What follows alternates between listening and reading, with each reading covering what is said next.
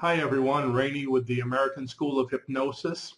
And in today's segment, I'm going to answer a question from Ron having to do with working with doctors. You see, Ron sent me a comment on the bottom of one of my previous videos, but the answer I had for him was so in depth that I told him rather than writing a comment back, I'm going to leave the answer on a video, which I'm doing now. So let me go ahead and read his comment if I could. It says, Rene, my name is Ron, and I have a question for you. I've watched most of your videos so far, and I've downloaded the manual. I will be purchasing the home study course soon. I became interested in hypnosis when I watched a hypnosis nurse use it to help relieve pain that my grandmother was having from cancer. I watched the relief on her face as the pain eased up. Now, almost 20 years later, I'm learning to do this so I can help others. My question is this: have you ever encountered any resistance from doctors about working with cancer patients, and how would you suggest handling it? Thank you so much for providing us with help. And goes on a little bit. So let me go ahead and tell you a few things about this. First of all, hypnosis is very strong when using it for cancer patients. As a matter of fact, we have one of our graduates / instructors out of East Rochester, New Hampshire, a little plug here. Fred Turner specializes in cancer treatment with hypnosis.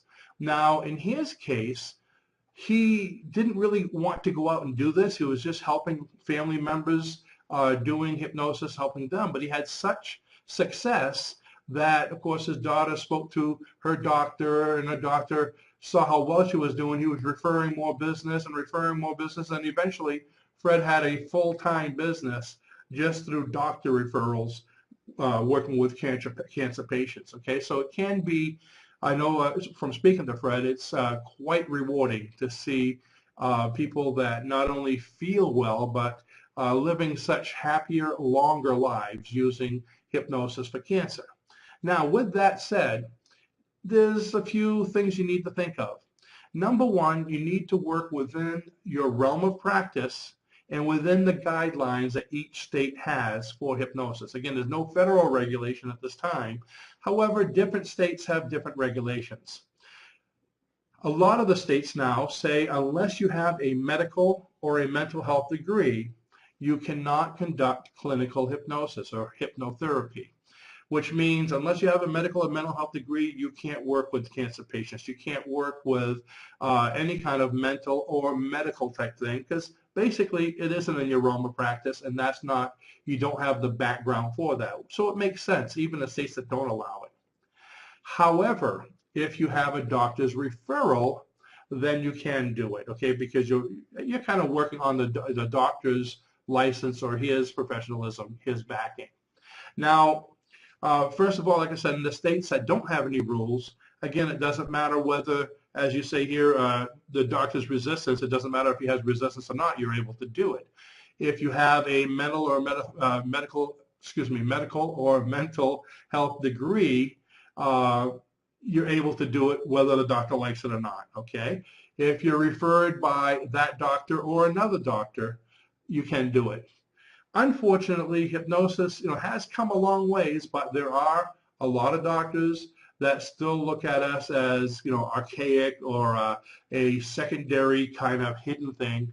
There's a lot of doctors that don't want anything to do with it. In the years that we've been teaching hypnosis, we've trained tons of doctors from all over the place. So I've seen a great increase in the influx of doctors and other medical personnel who are seeing the advantage of hypnosis now. They're not remaining, closed-minded like the old-fashioned doctors with the binders. They don't want to look on either side.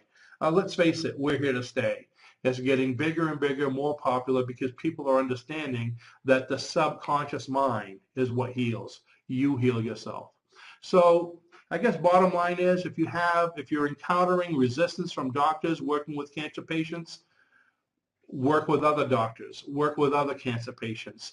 Again, if you have a medical mental health degree, that's great. If not, partner up with a doctor or even someone who specializes in cancer. If they see what you can do, once you've begun doing it, once they see your professionalism and success from your practice, from your experiences, they're going to start referring them. And just like Fred found out in New Hampshire, you're going to have more business and you're going to be helping more people than you can imagine just because of your experience. Again, experience is what talks. So get started doing it the right way.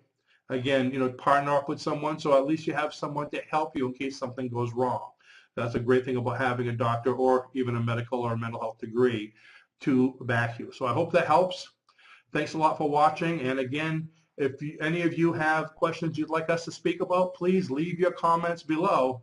And if you'd like to see more of these videos or know when they come up, be sure to subscribe so you'll be given a notice as soon as we put up a new video. Thanks for watching.